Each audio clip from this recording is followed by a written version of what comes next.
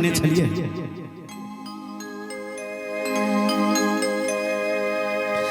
अरे समय हंसाबे समय रुलावे, समय से पारे नहीं कोई ये भाई, आपन केहू नहीं होई। यह समय हंसावे छे, यह समय कनावे छे। समय से बढ़ के कोई ने समय केकरो ने छोड़ल के। समय राजा हरिश्चंद्र के नहीं छोड़ल के, समय राजा दशरथ जी के नहीं छोड़लखिन, समय बाली के नहीं छोड़ल के जे 3 नंबर बलवान रहे। समय मर्यादा पुरुषोत्तम भगवान श्री राम जी के नहीं छोड़ल। तो हम अहाँ तो अधम मनुष्य, हमरा अहाँ से तो हरदम अधर्म पाप होते रहे छी। तो हमरा अहाँ के केना छोड़ते समय। तो तैं भजन में कुछ एहन पंक्ति होय छे, ओई पंक्ति पर ध्यान देबै तब ये कल्याण है। भाव छे कवि के, अरे समय हंसाबे समय रुलावे।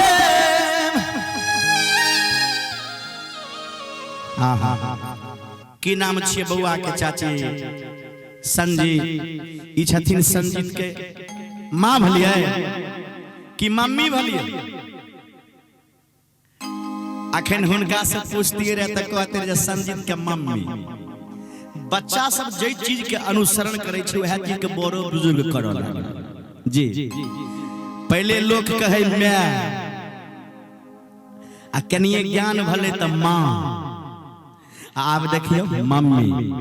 हमर व्यास जी बड़ सुंदर कहे छले, हमरा कल के शंभू जी हेयो मम्मी केकरा कहै छै? ममानी के कहै छै मम्मी। हम कहलिए नहीं यो माँ के कहै छै मम्मी।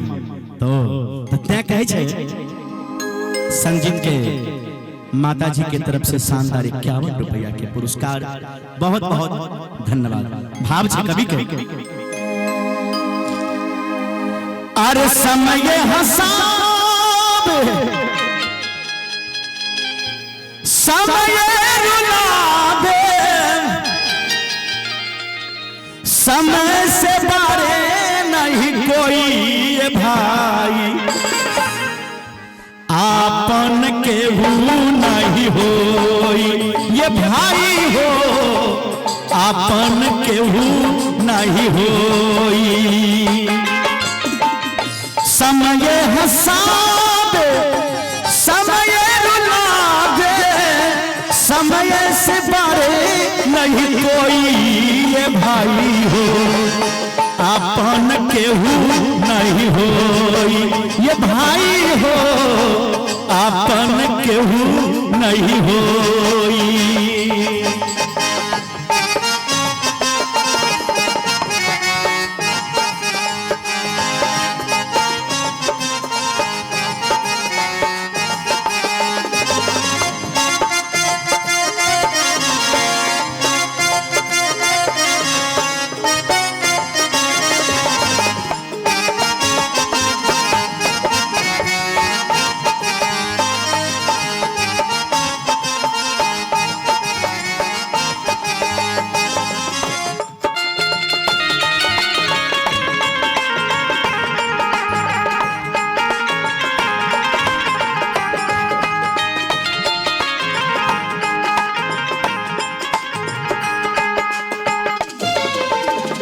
देखियो किनका किनका समय पीछा केलकै। समय पड़ल रहे राजा हरिश्चंद्र के, बेचे पड़ल अपन लुगाई। लुगाई बेचे पड़ल अपन लुगाई।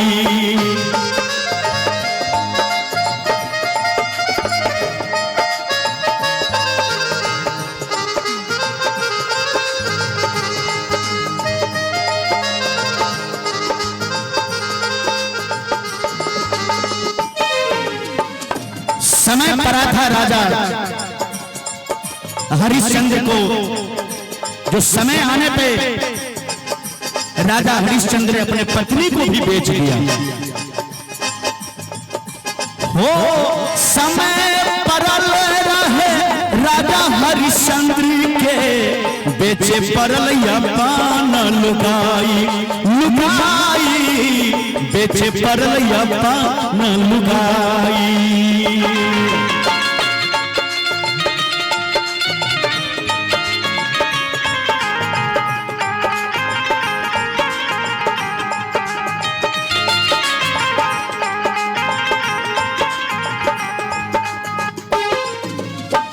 एक और पुरस्कार सूरज के मम्मी, सूरज के माता जी की तरफ से 101 रुपया के पुरस्कार। दानी की जय हो, दाता की जय हो।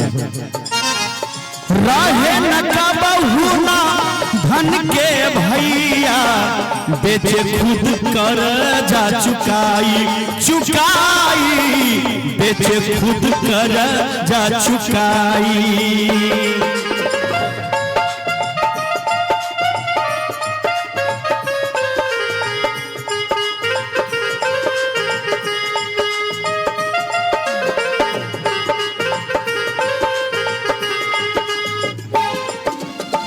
सजनों, प्रेमियों, ये सत्य क्या होता है, धर्म क्या होती है? जो धर्म के कारण, सत्य के कारण राजा हरिश्चंद्र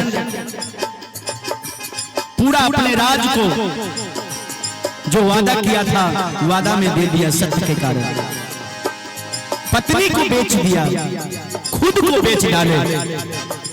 आगे भाव है, देखी देखी हंसे हो,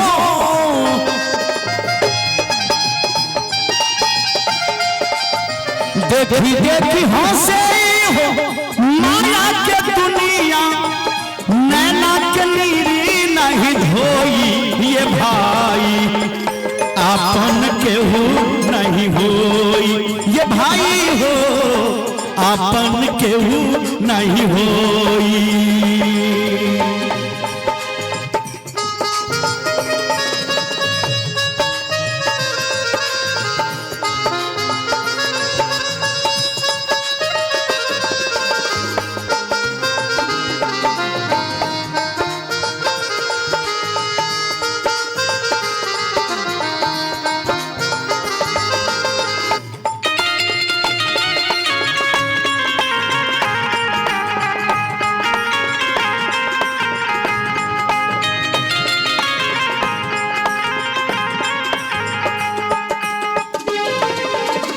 नसल शरीरावा नस हो जाई, हाथन कुछ आई। ये भाई हो हाथन कुछ आई।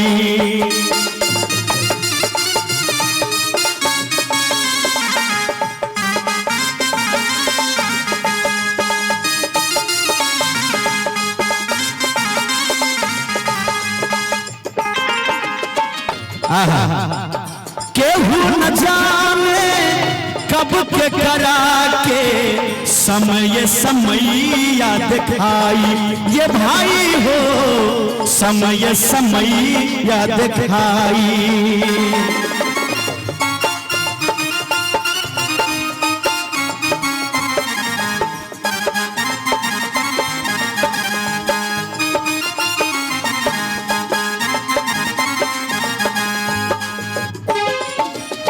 कोई नहीं जानता है ये समय मुझे कब दिखाएगा।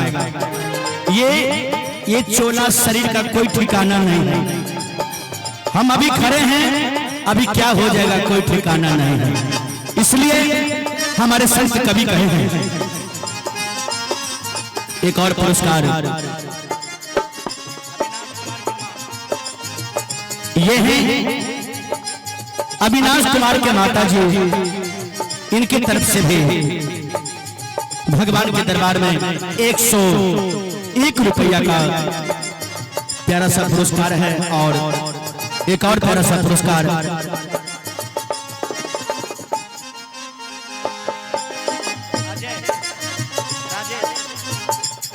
ये है राजेश के माता जी। इन मैया की तरफ से भी 51 रुपए के पुरस्कार भगवान के दरबार में आए हैं। बहुत बहुत साधुवाद है। और एक और मैया की तरफ से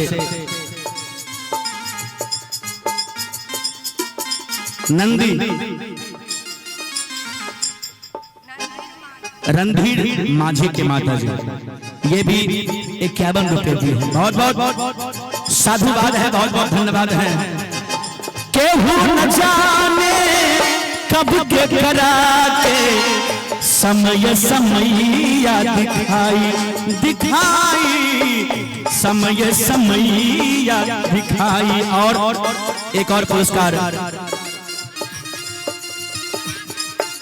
समासन इनके मम्मी की तरफ से भी 51 रुपए के पुरस्कार है।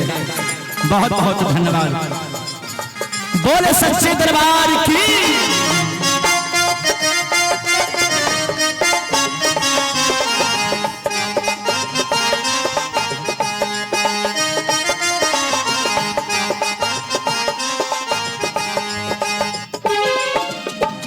बिरजू बबाली शंभु मन में बिरजू। अभी आप श्री शंभु यादव जी की आवाज में ये प्यारा सा भजन का रसपान कर रहे हैं। बिरजू बबाली शंभु मन में सोचत सोचत रह जाई ये भाई हो ये भाई हो समय समैया दिखाई।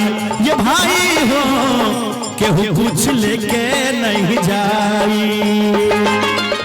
समय हसावे समय रुलावे समय हसावे समय रुलावे समय से बारे नहीं कोई। ये भाई हो आपन केहू नहीं हो। ये भाई हो आपन केहू नहीं हो। ये भाई हो आपन केहू नहीं हो। ये भाई हो आपन केहू नहीं हो। ये भाई हो आपन केहू नहीं हो। बोल सच्चे दरबार की।